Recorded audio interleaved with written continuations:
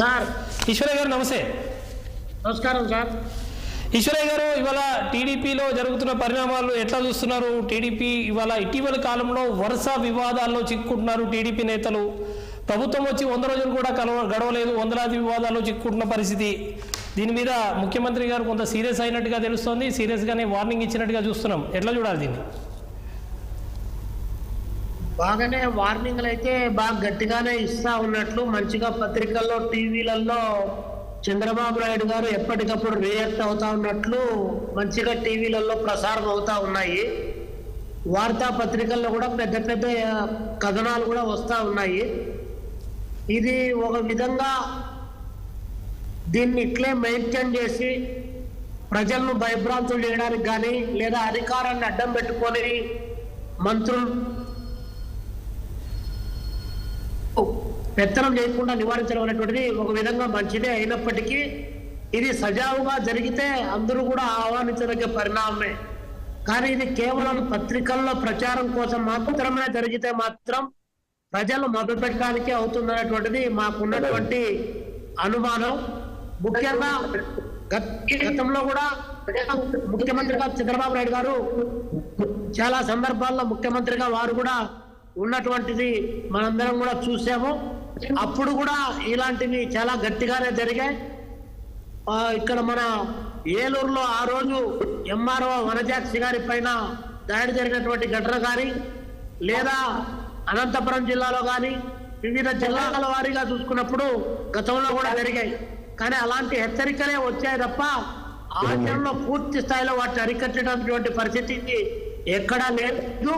మనము వైసీపీ వారి లాగా చెడ్డ పేరు తెచ్చుకోకూడదు అనేటువంటి ఒక కాన్సెప్ట్ ఏదైతే అది జనంలోకి కిందికి పంపించడానికి మంచి ప్రయత్నం అయితే జరుగుతూ ఉంది.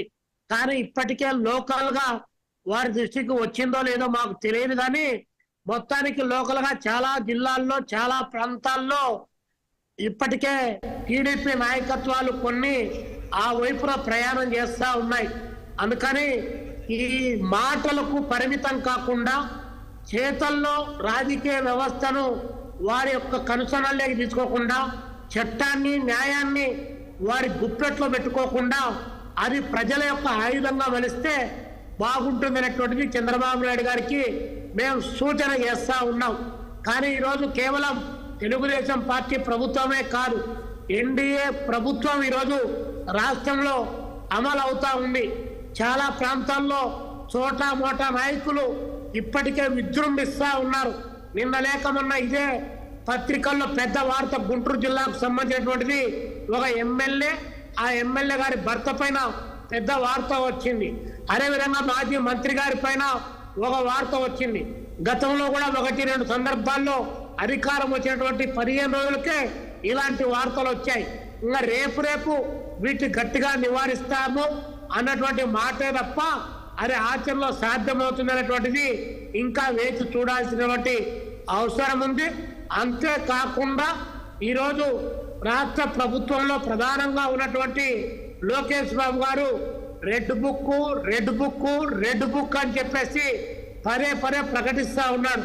కానీ రెడ్ బుక్ లో ఏం రాసుకున్నాడో ఏమో ఎవరికి తెలియదు. కానీ ఆ రెడ్ బుక్ రాజ్యాంగం ఇక్కడ అమలు అవుతా ఉందా అంటే దొంగలను శిక్షించడంలో కానీ అవినీతి పరులు అరికట్టడంలో కానీ లేదా అలాంటి వాటిల్లో భాగస్వాములైన శిక్షించడంలో కానీ ఇంకా రెడ్ బుక్ ప్రయోగం జరిగిందో లేదో వారే చెప్పాలి. కానీ మాకు ఇప్పటికే మదనపల్లిలో జరిగినటువంటి ఘటనలు కానీ లేదా రాష్ట్ర వ్యాప్తంగా జరుగుతున్నటువంటి 1-2-3 ఘటనలు కానీ గతంలో కాంట్రాక్టర్లుగా ఉండి మళ్ళీ వాళ్ళే తిరిగి ఇక్కడ ఈ ప్రభుత్వంలో కూడా చక్కెర నింపడానికి వస్తున్నటువంటి వాళ్ళపైన కానీ ఆ రెడ్ బుక్ పెద్దగా ఏం పనిచేసినట్టు మాకైతే కనిపించడం లేదు.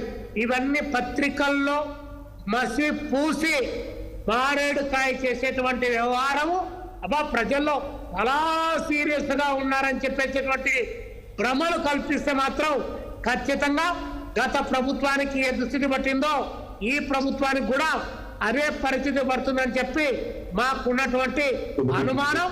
దాన్ని చంద్రబాబు నాయుడు గారు కూడా పరిశ్రమ చేయాలని చెప్పి కోరుతా ఉన్నాం. Right, okay. ఈశ్వరయ్య గారు, మీరు